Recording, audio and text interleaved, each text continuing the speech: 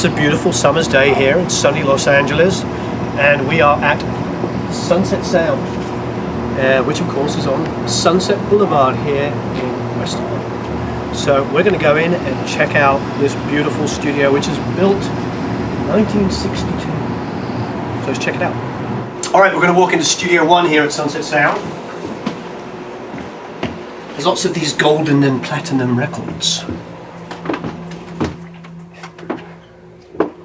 So this is Craig, he's the manager and runs this place. How long have you been here? 32 years in September. Wow. Were any of these consoles put in under your tenure? Yes, this one was. So when did this get put in? This one was put in May of 84. 84. It took us 3.5 years to build it over in the duplex next door. Crazy. With a team of designers and assembly people. I mean, this is one of, I don't say this lightly, this is one of the best sounding consoles in the world. Well, the original one in here, which I think was also a Bushnell API custom job, basically it had 24 channels in it, I believe. Maybe it had 32, I can't remember. And the idea when we built this console was to add another 24, yeah, it must have been 32, was to add another 24 channels without increasing the noise floor a fraction of a dB. Oh, wow. That was the engineering challenge. So basically we ended up with a board whose noise floor is only 3 dB above the noise of the resistors. Oh, wow. That's great. Yeah. Especially, back in the day, as they say. Yeah. Which doesn't seem that long ago, does it really? Originally, though, this thing had a logic control system similar to SSL. One iteration of this board. And it got so elaborate that the chief tech at the time, Eric Benton, told the designers, he said, well, all this software stuff is all proprietary, one-off for this console is all well and good. Right. But when you people leave and are done, I have to fix it. Sure. So we actually scaled it back Right. from the way it was to the form it is presently. Which is great, because this and Studio 3, which has a similar console, which we'll look at in a minute, are probably two of the most intuitive consoles I've ever used. Yeah, well, they're pretty simple. I mean, they're almost like straight lines. I didn't want to say simple, because that pretty much shows that I am quite simple. Though, I mean, yeah, but I'll tell you, the modules in these are far more complicated than what's in Studio 3. Oh, they are? Oh, yeah. I mean, this whole thing is built up with 990 op amps and, every channel block. There's probably, 4 or 6 of them in each one. Really? Oh, yeah. Wow. Times 64, because the consolette here was the prototype for this board. It was built on that scale to test, the little sidecar proof of concept. Right. And then once that worked, we went, for this. Yeah, I've only ever rough mixed on this one, Yeah. so I haven't really put it through its paces, but I've tracked in here over the years quite a lot. What I love about the room in particular is there's all these random kind of bass lifts, like if you put a mic on from the control room glass facing the drum kit, there's this huge bomb end lift that just makes the kick sing. Right. It's a really unique room, and this console's phenomenal. I will say there's a lot of warmth out of this console. Well, yeah, I mean, it's everyone describes it as being fat. Yeah, it's really It's very fat, yeah. But we made some changes over the years. When this thing was originally built, that was it only had 2 buses per channel. Really? Because at the time, all the engineers working here that were consulted in this, now this is like the early 80s or even late 70s. Oh, that's all you need. Right. So then it became apparent after a few years, as things changed, that, well, we better go. So do we better raise it. So do we go to 4, 8, and then we settled on 16. Wow. And that was just retroactively added. So this console just basically has evolved over the years. Yeah. Yeah. I mean, obviously there's some beautiful things here. You got the 550As, which is wonderful. Sunset mic pre's, they're a Jensen transformer, that's correct, isn't it? Yeah, those are 990s. Yeah. Well, Nice. transformers and 990 op amps. But they're different to the ones in Studio 3? No. Okay, good. The ones in 3 now are the same as these. Great. Yeah, Yeah. they sound fantastic. And then you've got bus ends up here. I like this being on fader. This is really, fader's a lot more intuitive for me, at least, than rotary controls. There's an interesting story about the 3-inch faders. Right. Those are penny and P&Gs. giles. Yeah. Yeah. Nice. But they didn't have those as stock. And they didn't? They custom made those for us. Wow. And they were like, what do you want a 3-inch fader for? But anyway, that's what we spec'd. And now, after they made them for us, it became a standard stock item for them. Oh, it did. Other people. Yeah. See, Penny and Giles, for those who don't know, are pretty much every major console manufacturer. It's an English company. The so Cadillac of faders. As complicated as it may look, it's actually a very intuitive, very easy to use console. Sure. Beautiful sounding EQs. The thing about having API or Neve style EQs is you've really got a place you can always go to. You've got a familiarity of EQ where you boost something at 5 or 7K and it just sounds musical. Yeah, really nice. So what do you got up here? You've got some NS10s. This is Joe's thing, isn't it? He loves putting the paper on. Yeah, I think he did that. Yeah. And then those are his speakers. Yeah. And those are Joe Ciccarelli's. They're acoustic engineering. I don't know these. Oh, these are the new ones he bought. Right. He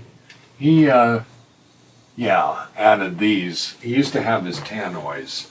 Yeah. And then he tried these, and then these became now his reference. Nice. Wow, and then of course all this outboard here, which is often here, but a lot of it belongs to Joe, is pretty insane. Love the fact that he has a space echo. We've got some great EQs going on in here. So he uses a 2500 compressor. Oh, here's a purple 1176. These are wonderful. I really like Dakin's compressors. There's some wonderful stuff here. EMIs. And then this is all the Sunset stuff, which I get to use all the time. This is probably the most famous kick-in compressor ever. Everybody uses it. LA3As are amazing on guitars. I was working here with Sardi when I discovered that, back in the olden days of like the early 2000s. He always loved those LA3As on guitars. Got some original Pultecs, which of course is beautiful. The 900 series DBX, I remember those well. And of course 160s, which are still some of the best selling compressors ever. And the VCAs from 160s are the same VCAs that are in SSLs. LA2As, yeah, great stuff. And of course an H3000, can't leave home without it. Some great old stuff here, some AMS, which of course is still probably some of the best reverb and delays ever made. These are wonderful. This is the sound of the Smiths, for those aficionados that like Smiths. The RDE 3000, I believe, is How Soon Is Now guitar sound. So one of those going to 2 Voxes, doing the pan, doing for the tremolo effect, is one of those. Great. SPX 90, Andy Wallace has never mixed a song without one of these. Every studio has to have one. They're pretty inexpensive these days, but they sound phenomenal. Of course, the Lexicons. I have one of these. They're wonderful. I don't know the timeline. I've never actually used this, but I hear these are Those great. are, the synchronizers, the link synchronizers. I hear they're amazing. Of course, this must be Joe's, the Shadow Hills. Shadow Hills, yeah. What's he using this on? On the Master Bass? I think so. Yeah. Yeah, when he mixes. And the Primarily. Clariphonic. These I have yet to use, but everybody uses this stuff. Just flips out about how amazing it is. So The rest of that stuff is ours. That and the this? Neve and the center stuff here, and then that's Joe's stuff there Great. on the left. Well, the EMI Chandler stuff is, or Chandler stuff is amazing, of course. And you can't leave home without a 33609. These are yours as well. These are beautiful. These have probably been here for time immemorial. Yeah? 176s, Yeah. The precursor to the 1176. The Blue Stripe 1176, the famous blue stripe that all the snobs love. Fantastic. 1178, always liked these. These used to go for really, really cheap, but they're really great. Great on rooms. Yeah, fantastic. And this is all his stuff here. See some extra APIs. Radial stuff is really great. It's the Sunset Sound mic pre's that I'm hoping to the get a 500 series. really good deal on from Craig over You here. haven't asked me. I know, but I'm about to. Ah, nice. In fact, Joe had, since he helped do the evaluation on those, he has numbers 1 and 2. Of course he does. And those are the 50th that was among the first 50 batch, the special anniversary edition, where it has the original 990 op amps. Now we have to use 990Cs because they don't make the originals anymore. Yeah. But John Hardy was able to scrounge up like, X number of them for the first 50 that we ran. Oh, wow. Because that's what's in, these older ones here. It's essentially what's in our consoles, except adapted for, a 500, power supply. Which is great, because, they're basically the size of a 500 anyway. Mm-hmm. That's wonderful. See, I was looking at it going, what's all this, and I looked down, there it is, Sunset Sound. Logo and all. We call it the Tootie. Why the Tootie? Well, Paul's dad, Tootie Camerata. Oh, that was his nickname? Yeah. Salvador Tootie was his nickname, yeah. So Nice. we were thinking, what do we call this thing? We didn't want to give it a numerical designation. The Q1572. So I told one of the designers, I said, why don't we just call it the Tootie? Nice. And then everyone was like, yeah, let's do that. Oh, that's fantastic. I love the fact it's got a trim and a fade out. Yeah. How smart. Well, those were added because of, the way they're used, for basically the project studio level It's fantastic. applications, yeah. So this is Studio One. Great. Name drop some people who've recorded in here. Oh, this is the original room of the facility, so it dates back to the late 50s. Everything, well, we did a lot of Disney stuff in the beginning, because Tootie was the musical director for Walt Disney. I remember you telling me that. And so the first 3 or 4 years, it was all almost exclusively Disney products for film and animation, like Wonderful. Mary Poppins and Bedknobs and Broomsticks and All the classics. whatever else they did during Yeah. that period, yeah. Oh, And that's we great. continued to do that into the early, mid 60s, whatever. But then we ended up, when we started hiring assistant engineers, they started bringing in rock bands. And that's how we kind of make some extra cash. transitioned. Right. Yeah, the guys were, had their fill of, Goofy and whatever the Disney characters are. Yeah, so this is a wonderful sounding room. so this is like the room that Paul Rothschild started coming into with Bruce Botnick, who was like our first assistant engineer Sunset ever had Bruce was an assistant engineer on here. staff. Yeah, I've said this many times, and I've ever said it on camera. I think Bruce Botnick is, he's the Jeff Emmerich of America. yeah, It's like, we have Jeff Emmerich, who's lauded as being one of the most influential, probably one of the most creative engineers in England, which I think he was. Botnick, when you listen to like a Doors record, listen to a song like Peace Frog or something like that, the drums sound like they were recorded yesterday. yeah. They're so like in phase and smack you in the head and percussive, and he really was a rare talent. Yes. I hear he mixes like film stuff now. That's all he does. I think Yeah. that's primarily what he does now. He's a film scoring engineer and film mix. I think his ears were just. He moved beyond rock and roll years ago. If you listen to Forever Changes, were Forever Changes done in this room? I believe so, The yeah. Love album. Yeah. Check out Forever Changes by Love. That is one of the best-selling records ever recorded. And then there were 4 or 5 of the Doors records done in here, and Janis Joplin and Pearl and Oh, Pearl's done in this room. yeah. She was working here at the time she passed away. I remember you telling me. That's crazy. They were waiting on her to show up for a session, and she didn't show up, so we sent the assistant engineer over to the hotel, and when they keyed in, that's when they found her Oh, terrible. on the floor. So, And then the Stones did some overdubs here. and oh stuff yeah, for this was Exile on Main Street, Let It Bleed, Love Let It Bleed. and one other one. After all these years, I still draw blanks, when people put And me on then the spot. Zeppelin. I think people want to know about Zeppelin. What did they do? Yeah, that was 2 and 4. I think those were done in 2. Oh, those were done in 2? Yeah. Stairway to Heaven was cut in 2. All right, we're going to go. They might have cut, they moved around between rooms. Right. So, Well, we'll talk about Stairway to Heaven when we're in 2. I'd have to go up and dig all the work orders out to Right. be absolutely sure. Yeah, we still have every work order we've ever done Oh, since 1958.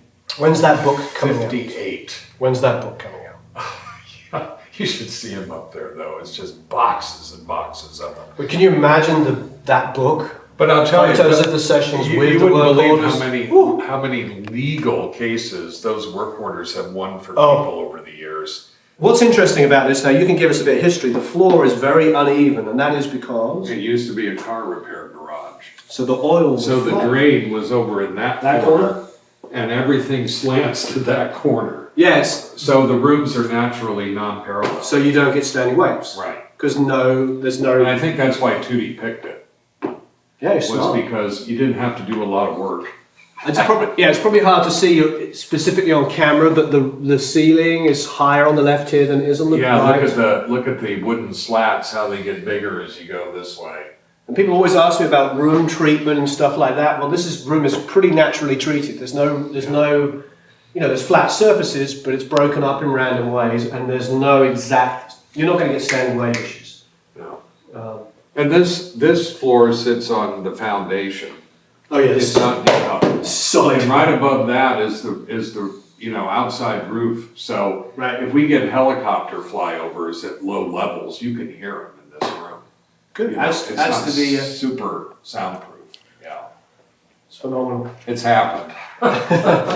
And then this is one of the booths. What's actually regarded as the world's first vocal ISO booth. Oh wow. When we were back in the late 50s, we did everything in mono. We started before there was stereo. Oh wow. So Tootie, when he was doing the Disney stuff, he one time asked the engineer, who may have been like Val Valentin or somebody like that, Right. it'd be great if we could just put the vocalist in a separate area, no bleed into because everything had to be done live. The band here, the horns and strings in the back room. 4-track. 2. Mono. Oh, mono. It was mono. We had mono tape machines. Yeah. So everything had to go down live. So he told the guy. Had to use real musicians. Yeah. He said, "Isn't there some way we can partition her off or whatever?" And that's kind of how this was born. And so Annette Funicello and those folks from Disney and Kurt Russell and God knows who, they would go in here and sing just to keep the leakage out with the band. Even though it was being mixed live, at least the vocal was pure without ambience in it. Yeah. I love that stuff. You don't realize, we don't realize how recent it is. It's like when you hear the story about Jeff Emmerich having to ask the Abbey Road management if it was okay to put a mic inside of the kick drum. Yeah. And that was in the 60s. It wasn't that long ago, revolutionary stuff. Yeah. It's crazy. Yeah. So this is the vocal booth. It's actually quite large. I mean, you could do super dead 70s type drums in here. They put guitars, Yeah, I've had guitars. horns, like a trio, whatever in here. Yeah. Yeah, horns could be great in here if you want super You dead. can take the carpet up and it's, Great. more ambient. And then there's another one down the bottom where the piano is. A lot of storage in here at the moment, but yeah, you could This is Catfish and the Bottlemen. They worked here last week. They're loading their stuff out today. Sardi was working on that. Oh, it was good. Yeah. So this is actually a decent sized room. This is probably as big as my live room in my house. Yeah, well, they used to call this originally the string room. Because when we did everything live in mono, they put the string people back here to isolate them from the rhythm section. Oh, wow. And so it seemed logical once we did that for someone to say, why don't we do it to the vocalist? Yeah. And then that's how that got born. Nice. Yeah. This was not considered an isolation booth. It was just considered, at that time, another room. It didn't have the official designation. I would do drums in here all day if this is all I had. Do them in here. Yeah, but if this is all I had, I'd be happy. I mean, it's a good sized room. There's a beautiful piano. That's the Steinway. They're all Steinways, And- 7-foot. What's do you know any of the history of this piano? Anywhere from 1911 to 1921. Wow. I mean, they're old. Yeah, That's crazy. yeah. Yeah, it's beautiful. Yeah, I've used this one a lot. I think the 1 in 3 is the one I've used most. Yeah. Well, these have all taken a lot of abuse over the years from rock and rollers. You know, pound, pound, pound. Well, we're reinforcing our guitar chords with octaves on the low. Yeah. Do that a lot. Let's move to 2. Now, I think most people, if they're significantly younger than you and I, will think of this room probably because of the Dixie Chicks. Oh God. Well, because there was a lot of video footage from that with and Jim. the film that was made. Yeah. Yeah. And so this, I think in the single, there's some footage of them here, like standing around the console. Right. So this is 8078, yes? It's an 88. Oh, it's an 88. Okay, It's the last board that Rupert Neve built when he still owned the company. Beautiful console, obviously great EQs, 3110s, 2s, all the classic Neve EQ points, 45, 71, 63, 60, you know, on the high pass filter. You've got your classic 60 hertz boost for your kick, your 110 for your bass, your 220 for the snare. I mean, it's the sound of rock and roll. It really is. If you want to make a classic sounding rock record, just use a console like this. Now the photograph for Van Halen 1 and 2 was done in here, but the album was recorded in 1, is that correct? Yes. Yeah. I mean, they often come in here to film because they just have more room to move around. Ah. But Van Halen did work in this room occasionally. It's quite a big room, but it's been dampened a lot more than 1. You know, Yes. so it doesn't feel as big and live as 1, even though Yeah, it's, 1 is quite splashy. Yeah. but it's also got a lot of warmth. So yeah, but this is a great room. And we've got 2 overdub rooms. I mean, sorry, 2. I suppose you call them overdub rooms. 2 ISO booths. 1 here, obviously the one there with the Steinway in. So here's the lounge. We haven't actually checked out the lounge yet. So lounge for Studio 2. So big screen TV, hangout, food, coffee, you name it. All right, let's head over to 3. Look how like you walk in and it just feels like the epicenter of the control room here, because you've got your overdub booth here. So you put your singer in here. I quite often will put the lead singer in here, or acoustic guitar players. The console is not too big, not too small. It just feels like I love working on this console. Well, if I'm not mistaken, this was the first room of the 3 rooms that were basically designed from the ground up with George Oxberger. That makes sense. George kind of adapted his designs to the existing 1 and 2 studios. Right. Particularly the control rooms, the monitors are his and whatever, but Right. this one was pretty much his baby. Yeah. Yeah. This is. Back in the late 70s, I guess. I feel warm and fuzzy when I walk in here. I mean, I've made a lot of records in here, but it's just a really well-designed room. You know, you sit here, everything's around you. I love the fact that there's a lounge area. There's a lounge behind us, we'll check out in a second, but I love the fact that there's the couch down here. So the artist can be involved in it if you're tracking and stuff, like the lead singers or a couple of guys are hanging out here, but they're not behind you when you're working. Yes. It's really just, it's smart. You know, put the console there. If the band want to hang out here, great. That's the thing about Studio 2. You know, the console's so close to the back wall Right. that a lot of the people that like this behind the console Right. entourage thing Yeah. aren't big fans of 2. Right. Because it's basically enough room for the second, the engineer, Sure. and the producer. Yeah. And that's it. Yeah, this room is Yeah. just really well designed with all of that stuff in mind. I love this sort of fishbowl feel. Now the console is essentially a similar but not the same design as 1. Oh, yeah, but a much older. So when was this put Yeah, in? you notice, I mean, these don't have like individual channels. It was all. Yeah, this One was put in, I believe, in 77, oh wow. maybe sooner, Wow. maybe 75. Yeah. Wow. Frank DiMidio, took the basic API architecture and 2520 cards and whatever, and made this thing. That monitor section was added though when we built the Studio One console, Oh, I see. because originally it was just this part of the console.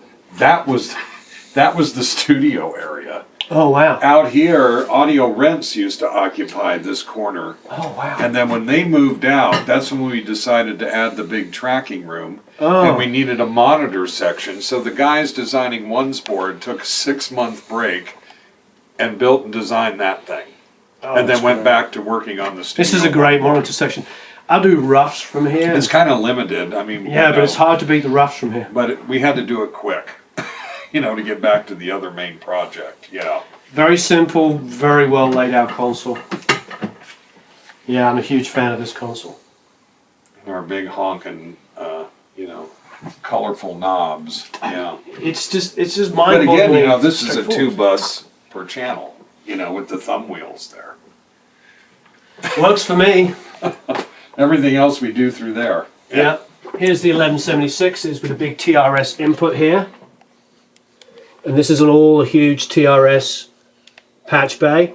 So these can just be patched from the front like this. And if you bring in a lot of floating either mic pre's or compressors or EQs, they all have the same system, so they just patch straight in. I mean, gear comes in and is patched in seconds in here. It's really well laid out. There's a little sidecar with some additional channels, so you're never really going to run out of. You've got 40 inputs, which is easily enough. Obviously, we can bring external mic pre's in as well, but that's easy enough for most tracking days. This is my favorite tracking room. This is just a great sounding room. Has a similar sort of feel to one now that I'm moving between the rooms. It's been a while since we walked from one to another, but it has a similar feel to one. We've done a lot of videos in here, probably 2 or 3 at least by now. It just sounds so good in here. And I've never flipped the panels over. I know you can do They that. slide. So you can get a harder sound, but I've never done it. Yeah. I just always sort of come in and used it. Maybe one day I'll try it. They'll open those up when they do strings and stuff to get Oh, I more see. of a, Right. harder, airier sound. Yeah, this is just a beautiful room. Again, Steinway. Go figure. Another room with a Steinway. I usually always put keyboard players in here anyway, to deal with my bad piano playing again, but this one's quite different to the other two. It's got a little bit more bite to it.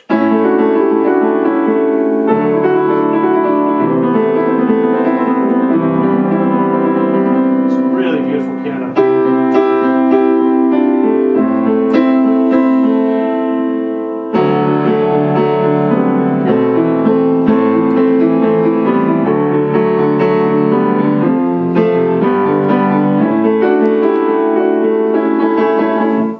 Gorgeous piano.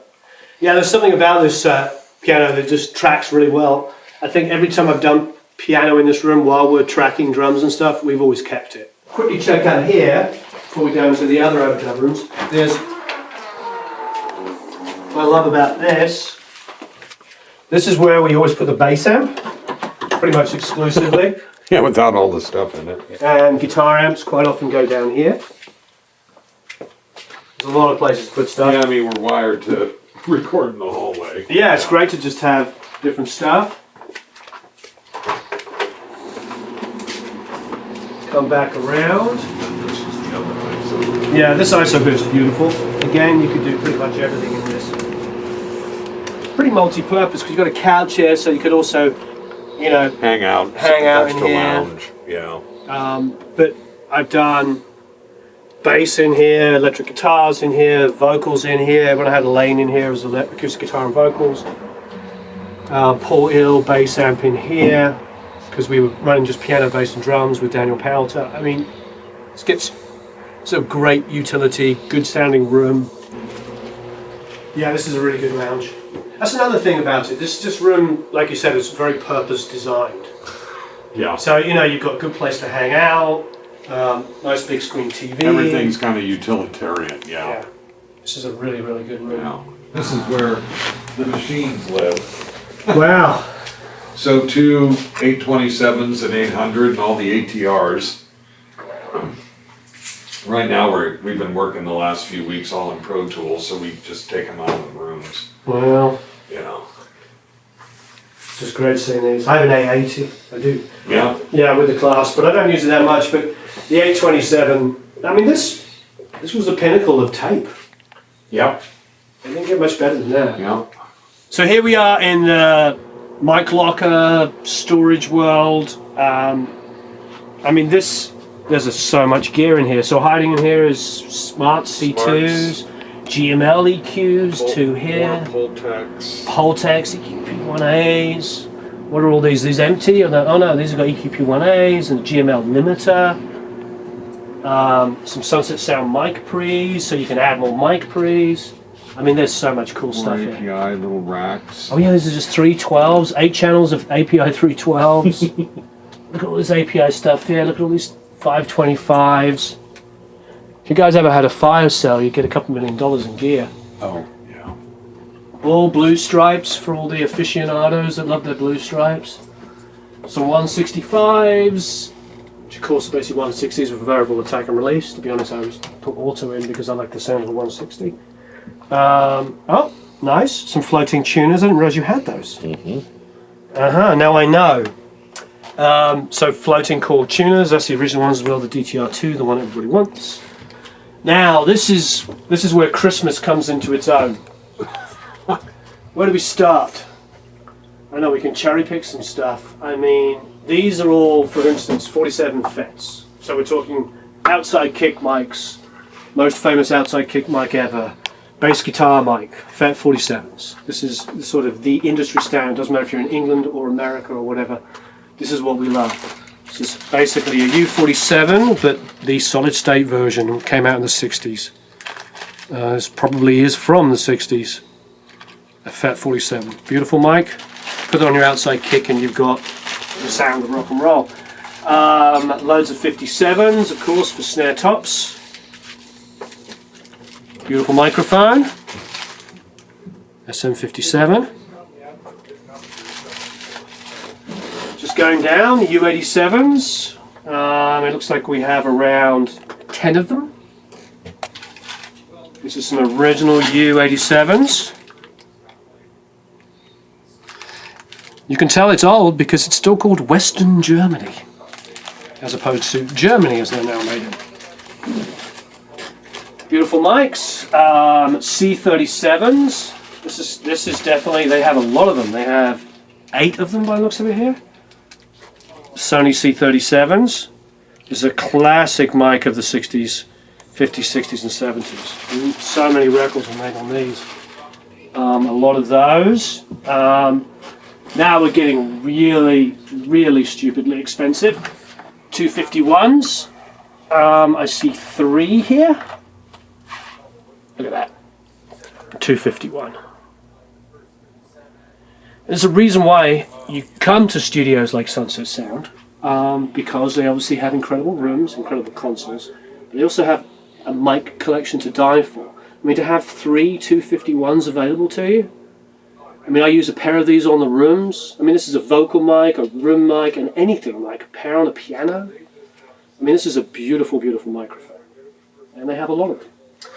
And then, of course, the other holy grail of microphones that we all love, a U47. And this is a long body U47. Just absolutely gorgeous. I'm sure this has been on every wonderful record you can think of that was ever made here, whether it be a Stones or a Zeppelin or a Doors album. Just beautiful. So we have 6 U47s here. That is absolutely crazy. 414s, original ones. Original AKG 414s. Looks like there's quite a few of those. 421s. Great for top and bomb on toms. Beautiful microphones. This is out for repair. That's a C24. Now C24 is a stereo C12. So that's 2 capsules on 1 microphone. Incredible on pianos. You can put it over the top of a grand piano, and a lot of classical music is recorded with the C24. Really beautiful. RE20s, that's electro voice microphones. A lot of guys love using these. They're great on guitars, bass amps, you name it.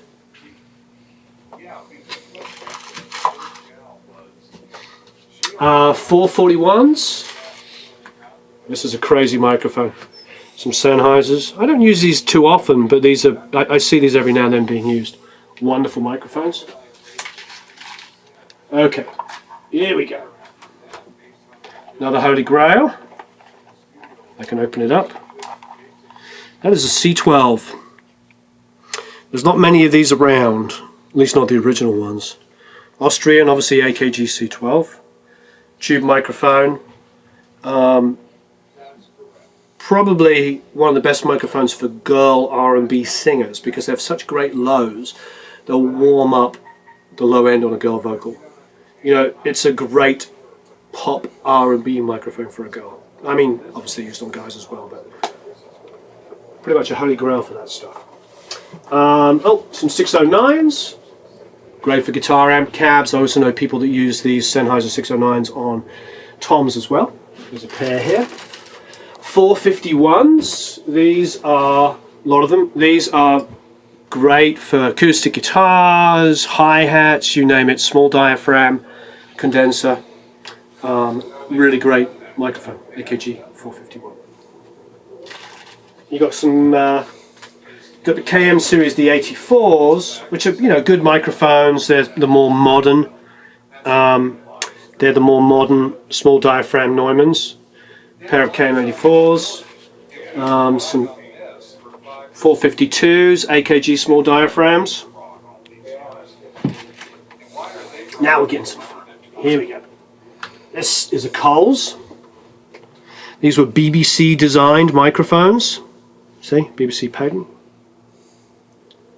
Ribbon mic, use this on an outside kick. Pretty much use this on anywhere. I've used this on overheads, even though it doesn't have that top end response. When you're in really bright, brittle rooms, the smooth sound of a ribbon like this can really, really help. Okay, Royer, this is a 122. For those that like the modern ribbons, these are the Royers. Because, you know, technically, if we were, there we go. in error for what, 6, 7 years. And there's also some 121s. And here is the stereo Royer, the SF12 stereo, which I've seen Dave Jordan will sometimes use as overheads or on pianos. I mean, it's an incredible collection of microphones. Like I said, it's Christmas for mics. I also know they have KM56s and 54s, but they might, because they also have Sunset Sound Factory, they might get them from the other studio, which is down the street. D12, of course, here for outside kick. For those aficionados of the original, I have one of these as well. There's a D12, which is the original. Well, it's actually not the original, because the D30, which was the large version of this, was the original kind of kick drum mic. But this is great as well, and very classic sounding. Underneath, last but no means least, we have some U67s, which is a wonderful, wonderful mic. This is a tube, large diaphragm, similar to the U87, but tube, and the predecessor to the U87. An amazing sounding mic. So the mic collection here is second to none. There's only a handful of studios in the world that have these kind of mic collections. I mean, a lot of people have a lot of mics, but they don't have a lot of German, Austrian mics to this kind of intensity. In LA, there's about 3 or 4 studios that do, and I'm sure we'll get to see them all. So, wonderful collection. Well, wonderful, Craig. I really appreciate it. Pleasure seeing you. I love coming here. This is one of my favorite studios I've ever been in my entire life. I've been in quite a few. Yes, you have. So thank you ever so much, and please, as ever, subscribe. Go to Produce Like a Pro, sign up for the email list. There's actually a behind-the-scenes one. It's a couple we've done here, I believe, as well. So you'll see even more stuff on Sunset. So once again, thank you, and I will see you soon. Yes, we'll see you for your next session.